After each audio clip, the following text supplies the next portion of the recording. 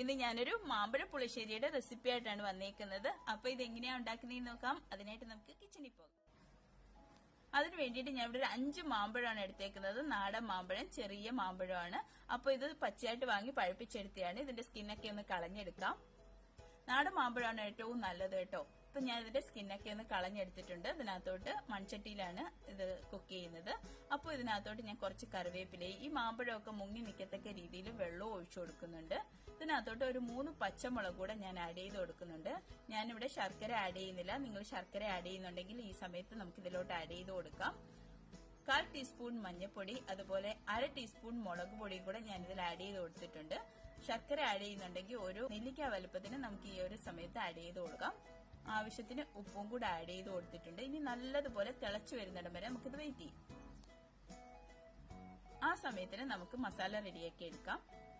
അതിനു വേണ്ടിയിട്ട് ഞാൻ മിക്സിയുടെ ജാറിലോട്ട് ഒരു 1/2 മുറി തേങ്ങ ഇട്ട് കൊടുത്തിട്ടുണ്ട്. അതിനകത്തോട്ട് ഒരു പച്ചമുളകും 1/2 ടീസ്പൂൺ ചെറിയ ജീരകവും കൂടെ ആഡ് ചെയ്ത് കൊടുക്കുന്നുണ്ട്. കുറച്ച് വെള്ളം കൂടെ ആഡ് ചെയ്ത് നല്ലതുപോലെ അരച്ചെടുക്കാം. കുറച്ച് വെള്ളം ആഡ് ചെയ്താൽ മതി, അല്ലെങ്കിൽ നല്ലതുപോലെ അരഞ്ഞു കിട്ടത്തില്ല. ഇപ്പൊ മാമ്പഴമൊക്കെ നല്ലതുപോലെ തിളച്ച് വെന്ത് വന്നിട്ടുണ്ട്. നല്ലതുപോലെ വെന്ത് വന്നിട്ടുണ്ട്. ഇനി നമുക്ക് നേരത്തെ അരച്ചു വെച്ചിരിക്കുന്ന മസാലയും കൂടെ നമുക്കിതിൽ ആഡ് ചെയ്ത് കൊടുക്കാം.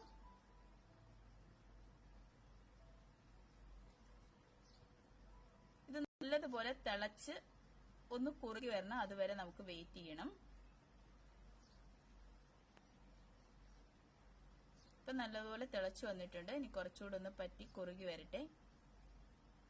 ഇപ്പൊ നല്ലതുപോലെ തിളച്ച് വെന്ത് കുറുകി വന്നിട്ടുണ്ട്. ഇനി നമുക്ക് ഇതിനകത്തോട്ട് കടുക് വറുത്ത് ഒഴിക്കാം. ഇപ്പൊ ഉപ്പ് നമുക്ക് കുറവുണ്ടെന്നുണ്ടെങ്കിൽ ഈ ഒരു സമയത്ത് ആഡ് ചെയ്ത് കൊടുക്കാം കേട്ടോ.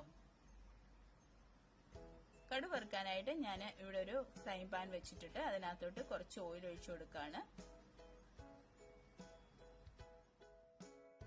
ഓയിൽ ഒന്ന് ചൂടായി വരുമ്പോഴത്തേക്ക് നമുക്ക് ഇതിനകത്തോട്ട് കടുക് ഇട്ട് കൊടുക്കാം.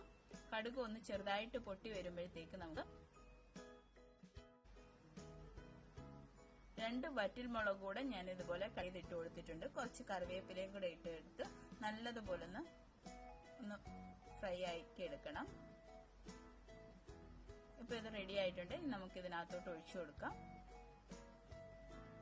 അപ്പോൾ നമ്മുടെ മാമ്പഴ പുളിശ്ശേരി ഇവിടെ റെഡി ആയിട്ടുണ്ട്. ഇനി ഇത് കുറച്ചു നേരം ഒന്ന് അടച്ചു വെച്ചതിന് ശേഷം നമുക്ക് സെർവിംഗ് ഡിഷിലോട്ട് മാറ്റാം.